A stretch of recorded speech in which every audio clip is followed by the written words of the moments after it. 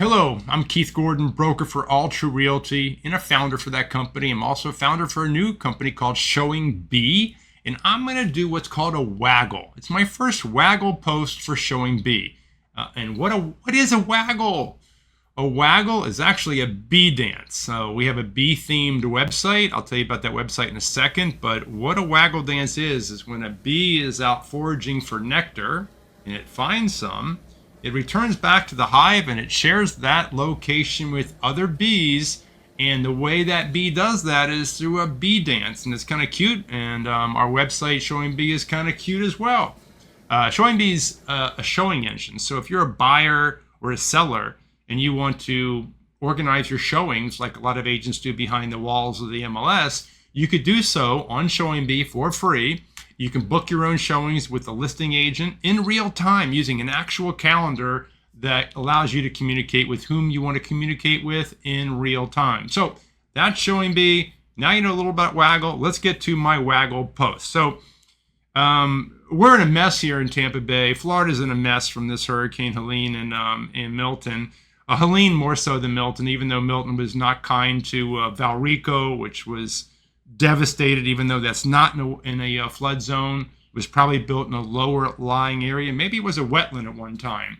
And wetlands will always probably return to wetlands because they're wetlands for a reason. They've been wet for thousands of years, so you're not supposed to build on those. As far as the Tampa Bay lower lying areas and the Gulf beaches, past the Grill, Gulfport, straight up the coast to Cedar Key, the problem we've got is 80% of the homes, or about 80% of the homes, are built slab on grade. Slab on grade means the slab, which is 6 inches thick, is poured right on top of the dirt without any backfill. Backfill, you could backfill the grade 2 feet, 4 feet, 6 feet, maybe even 9 feet. It's kind of hard to get that high because you got to compact that dirt, and if you get too high, you might have some cracking and settlement in the slab, but at least you can go easily 6, 7, 8 feet. But that's not what most of these homes have done. They're just slab on grade. Now, what do you do if you're slab on grade? Do you try to raise the structure up to make it higher, like I just described? Very expensive. If you were to raise a slab on grade home up, you could, you could do so. But if you tried to make it like an A10, raising it 10 feet, like 4 feet, 5 feet up, probably cost you about 150 to 250,000. If you try to bring a slab on grade home up to 13 feet, which is how they build in Terra Verde and in Sands Point and some other areas where I built back in the 80s, you'd have to drive piles down there, like 25 to 30 piles, do a grade beam. When you chop off those piles at the grade level or below grade, you create a bunch of footers. They call it a grade beam.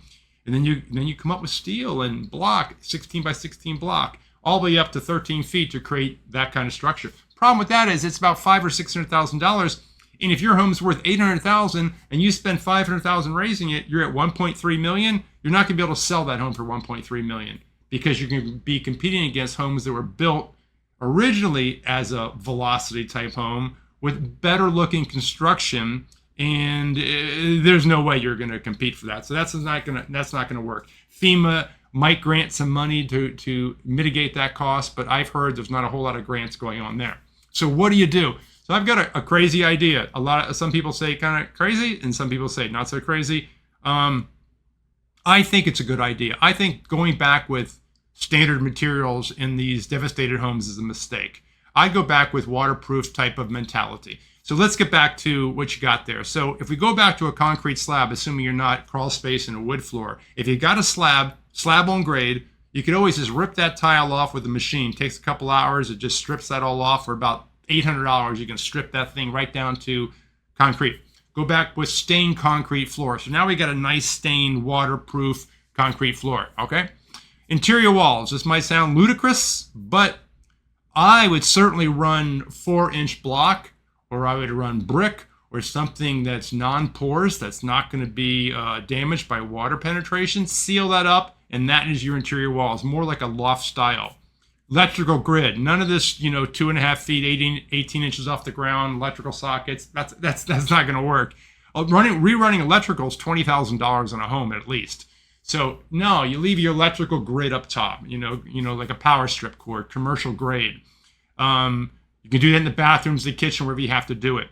And then for things like cabinetry, again, people say this is going to be ugly, but I'm not really worried about ugly. I'm thinking more loft, modern. Go with commercial grade steel, painted a nice primary color like blue, black, white, something. Open shelving. And when you want to have some closed shelving, do what you want. But I can't imagine going back to, particle board or wood cabinetry. Maybe you have some kind of a different kind of way to store those things that are ugly, all right? And then for furniture, again, you might think this is a little bit over the top, but they make teak furniture. Teak is a very fine wood. It's one of the best woods out there. It's how they build luxury boat yacht decks are made of teak wood. It's made for water. It won't be damaged by water. Obviously, your upholstery would be, but you just pull that off. So yeah, I'm talking about making a beach house, a loft beach house out of these homes that are sitting slab on grade. Anyway, thanks for listening to my waggle. Hope to see you on Showing B, where you can post your waggle there. If you're a realtor, if you're a seller, you can do the same thing. Mortgage brokers, it's a free account. I'm Keith Gordon, broker for Altru Realty, founder of Showing B. Thanks for listening.